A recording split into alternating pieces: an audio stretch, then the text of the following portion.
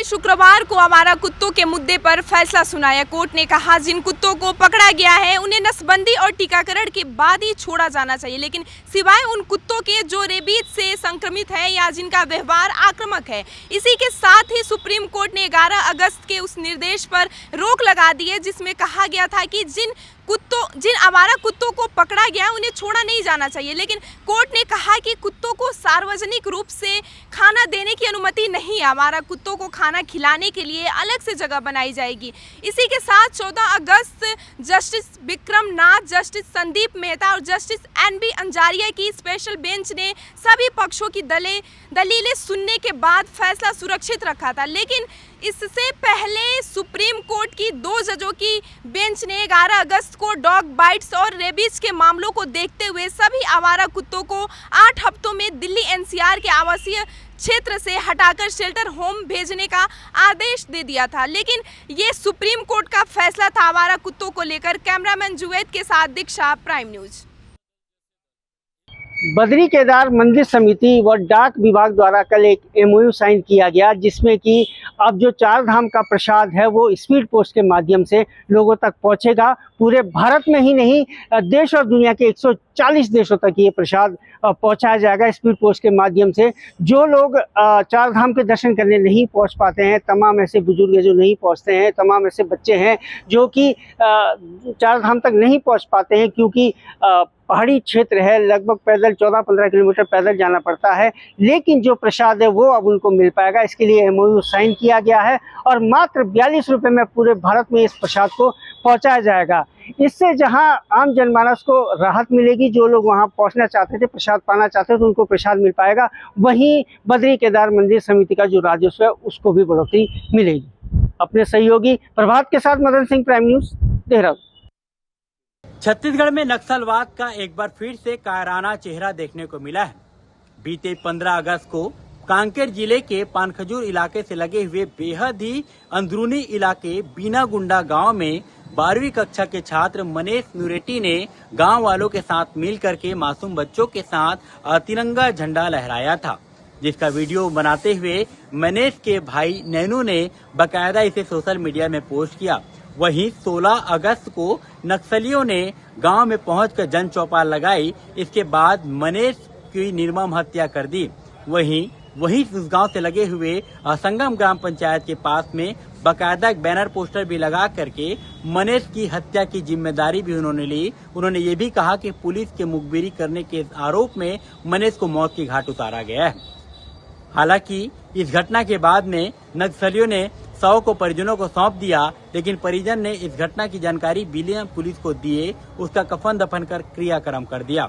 लेकिन अब social media में नक्सलियों के इस कायराना हरकत को लेकर के आक्रोश जमकर भरा हुआ है। लोगों में नक्सलियों के खिलाफ एक बार फिर से गुस्सा सोशल मीडिया में देखने को मिल रहा है। वहीं सुरक्षा बल के जवान इन नक्सलियों की तलाश करने के लिए घने जंगलों में रवाना हो गए हैं। Sandeep Karihar, prime news, Raipur, Chhattisgarh. पटियाली विधानसभा के दर्जनों गांवों में इस समय बाढ़ का संकट बना हुआ है। ऐसे में लगातार जनप्रतिनिधि पटियाली विधानसभा में पहुंच रहे हैं और ग्रामीणों को हर संभव मदद का आश्वासन भी दे रहे हैं। अगर बात करूं तो जनपद कासगंज के पटियाली विधानसभा में समाजवादी पार्टी की विधायक जो कि नादरा सुल्तान है, वो पटियाली विधानसभा से भी विधायक हैं। वह जनता का हाल जानने के लिए पटियाली विधानसभा के दर्जनों गांवों में पहुंची और दर्जनों गांवों में पहुंचकर उन्होंने राशन का वितरण कराया। साथ ही साथ जो अधिकारी हैं उन लोगों से भी बात की। अधिकारियों से बात करते हुए पटियाली की विधायक नादरा सुल्तान ने कहा कि ग्रामीणों की हर समस्या का समाधान जल्द से जल्द होना चाहिए। ये जो समस्या है बाढ़ की, वह इस साल ही नहीं हुई है, हर साल ही पटियाली विधानसभा में जो है बाढ़ का संकट आ जाता है।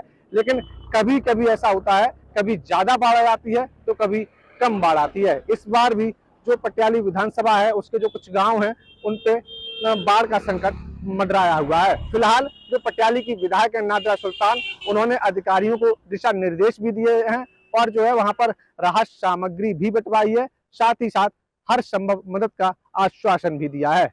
कैमरा पर्सन साथी प्रमोद के साथ मैं रामेश्वर गौतम, प्राइम न्यूज कासगंज। रामपुर में पुलिस को एक बड़ी कामयाबी मिली है।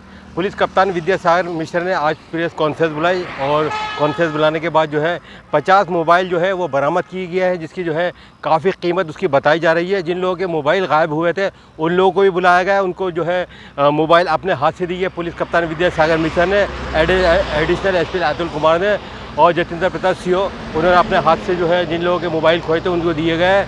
काफ़ी समय से मोबाइल गायब थे, किसी का 3 महीने से था, किसी का 6 महीने से और किसी से 1 साल से। सारे मोबाइल जो है बरामद हो गए और उसके बाद जो है सबको अपने हाथ से दिए गए।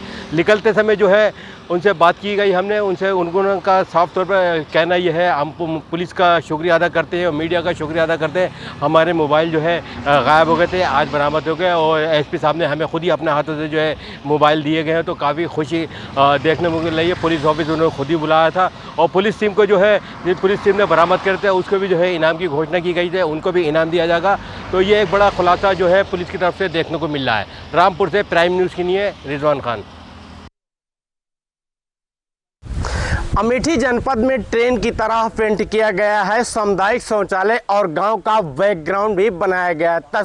अमेठी में इस ट्रेन ने गांव की सोच को एक नई दिशा दी है। जो कभी शर्म और संकोच का विषय था, आज वह गौरव और प्रेरणा का प्रतीक बना हुआ है।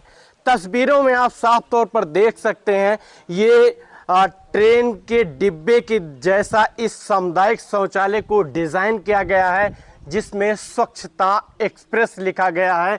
यह पूरा जो सामुदायिक शौचालय बना हुआ है, ऊपर देख सकते हैं सामुदायिक शौचालय ग्राम पंचायत पिछुती विकास खंड, और जो लोग पहले खुले में जाते थे शौच के लिए, वह अब इस स्वच्छता एक्सप्रेस में जाते हैं। और जो मेरे साथ जो ग्राम प्रधान हैं, जिन्होंने इस बेहतरीन सोच से इसको बनाया है जो ये स्वच्छता एक्सप्रेस है, जो शौचालय है, आप के द्वारा ये जो शौचालय बनवाया गया है, ये ऐसी कैसे सोच आई? मेरा नाम एकता मिश्रा है, हम ग्राम प्रधान पिछुती से बोल रहे हैं। और ये सोच रही हम लोगों की कि पहले माताएं बहनें बच्चियां सब लोग बाहर शौच करने जाती थी, तो उनको भी थोड़ा अटपटा लगता था, सुबह हो जाती थी और क्या, तो इसलिए हम लोगों ने सोचा कि स्वच्छता बनवाया जाए। और भी हमारे साथ कुछ लोग हैं जो इनसे मैं बात करूँ। क्या नाम है? निशा मिश्रा। एक स्वच्छता एक्सप्रेस जो है बनाया गया है, ट्रेन के डिब्बे का इसका स्वरूप दिया गया है। हाँ। और इसमें लोग आते जाते हैं, इसको किस तरीके से देखती हैं? सर बहुत अच्छा है, हम लोगों के लिए तो इजी हो गया सर, एकदम गांव के सट के है, तो हम लोग कोई भी टाइम हो, सुबह हो शाम हो, सब लोग इकट्ठे भी आ सकते हैं। तो ये थी यहाँ के ग्राम प्रधान और महिलाएं, जो यहाँ अमेठी जनपद में जो ये पहल है, या इस पहल ने साफ कर दिया है कि बदलाव की जो शुरुआत होती है वो दीवारों से नहीं होती, सोच से होती है। यह सिर्फ एक रंग बिरंगा टॉयलेट ही नहीं, ये उस सशक्त भारत की झलक है जो स्वच्छ, सशक्त और संकल्पित है। अमेठी में यह जो शौचालय है वह स्वच्छता एक्सप्रेस का इसका स्लोगन दिया गया है, नाम दिया गया है, जिसमें यह भी लिखा गया है पिछुती एक्सप्रेस, पिछुती से लखनऊ एक्सप्रेस तक। तो कहीं न कहीं देखा जाए तो सोच बदली, सोच बदला, सम्मान की एक नई शुरुआत हुई। और यह जो शौचालय बनाया गया है, कहीं न कहीं लोगों के लिए एक स्वच्छता के लिए प्रेरित किया जाता है। ट्रेन के जैसा इसको डिज़ाइन किया गया है, इससे लोग आकर्षित होते हैं और लोग जो है स्वच्छ भारत मिशन के तहत इसको अपन यूज़ कर रहे हैं। Arvind Yadav, prime news, Amethi.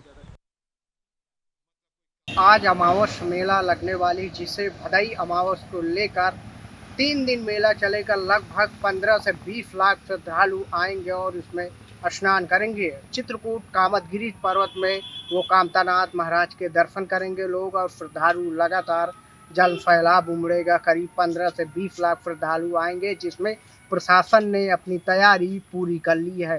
प्रशासन एडीजी जोन प्रयागराज ने उन्होंने बैठक की है।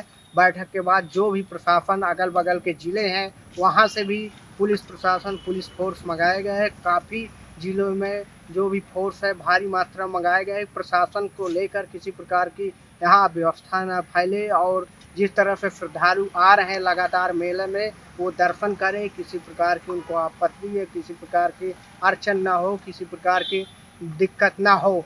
चित्रकूट पुलिस अधीक्षक अरुण कुमार सिंह ने ये भी बताया कि मेला संबंधित किसी प्रकार को कोई समस्या नहीं होगी और जायजा ले रहे हैं लगातार चित्रकूट पुलिस प्रशासन। लगातार पुलिस अधीक्षक और चित्रकूट के डीएम सुशरण अप्पा लगातार मेला का जायजा ले रहे हैं और लगातार बैठक कर रहे हैं, जिसे लेकर मेला सुचारू रूप से ढंग से बनाया जाए, जिसे लेकर श्रद्धालु को किसी प्रकार की कोई दिक्कत या परेशानी ना हो। मेला की तरफ से प्रशासन ने कमर कस ली है। अब चित्रकूट में आज से मेला लगातार शुरू है, जो कि 3 दिन मेला चलेगा। लगभग 15 से 20 लाख श्रद्धालु इसमें दर्शन करेंगे, शासन का अनुमान है। Monu Dwivedi, prime news, Chitrakoot.